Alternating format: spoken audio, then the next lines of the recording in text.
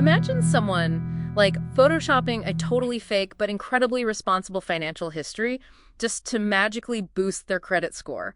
Sounds like a scam, right? Yeah. Well, okay, let's unpack this because we are looking at a forensic audit where a local government essentially did exactly that. Today's deep dive focuses on probation transfers between California's Orange and San Bernardino counties from 2010 to 2015. Yeah, and we're going to see how, supposedly boring database updates might actually be tied to multi-million-dollar funding incentives. Right. So to really grasp how wild this is, we need to understand what happens when a person on probation actually moves. Exactly. So California Penal Code 1203.9 dictates the transfer of what they call entire jurisdiction. Entire jurisdiction. Got it. Yeah. Yeah, meaning the new county completely takes over your legal life. But there is a major guardrail here, which is Rule 4.530. It strictly mandates a 60-day notice before a transfer hearing even happens. Which makes total sense. I mean, you can't just be ghosted into a new legal system. You'd need time to fight the transfer or, just prepare your life for a whole new set of rules and officers. Right, exactly. You want a heads up before your legal boundaries completely shift. But looking at the audit of these San Bernardino court records, things get weird fast. Yeah, suddenly, an Orange County judge, Walter P. Schwarm, is listed right at the top of San Bernardino's local minute headers. Like, wait, how is a judge magically presiding over a courtroom in a completely different county? Well, what's fascinating here is he wasn't.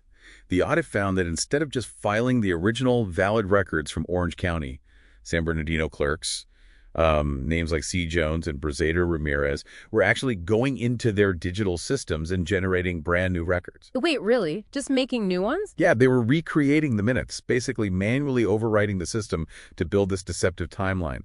They'd slapped the Orange County judge's name on local documents to make it look like those early proceedings happened right there in San Bernardino. Wow. And we can actually see the before and after with two specific defendants in the audit, right? You can. You have Scott Cost, whose transfer was totally by the book. His original Orange County history was kept distinct, and the notices were sent out properly. But then there's Richard Ruiz. His 2010 arraignment was mysteriously, recreated inside a 2012 San Bernardino file.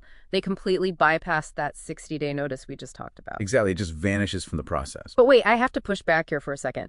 Could this just be, I don't know, a terrible software migration? Like maybe they updated their court database in 2012 and it accidentally overwrote the old jurisdictions? Yeah. I mean, recreating years of minute orders sounds like a ton of manual work for busy clerks. It is a lot of work. Right. So why assume it's malicious instead of just a massive IT failure? Well, that would be a comforting thought.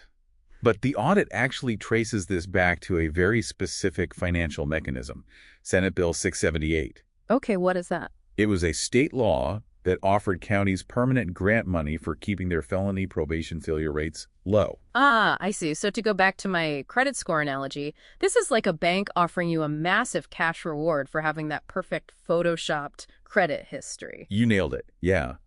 By importing cases from Orange County that were, already successful and using these retroactively generated minutes to bridge timeline gaps or avoid reporting local failures, San Bernardino was artificially cleansing its statistics. That is wild. Right.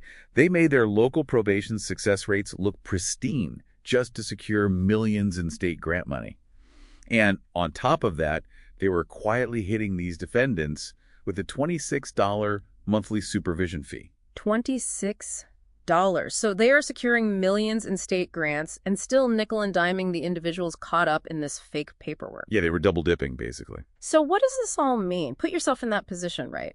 If a county claims legal jurisdiction over you using voidable, literally recreated digital documents that you never even received notice about, your due process rights are trampled. Any jail time or probation violation resulting from that ghost paperwork becomes a massive civil liability. I mean, the system holding you accountable isn't even playing by its own rules. If we connect this to the bigger picture, we really see the dark side of data-driven governance. Yeah, totally. I mean, tying government funding to performance metrics is a great idea in theory. Yeah. But when millions of dollars depend on a spreadsheet looking perfect, it creates a massive temptation for bureaucracies to just quietly clean up the data. It's a huge systemic risk. It really is. Which leaves us with this final thought. If local courts can retroactively recreate history just to optimize their state funding, how many other data-driven government systems might be quietly rewriting your digital history right now just to balance their budgets?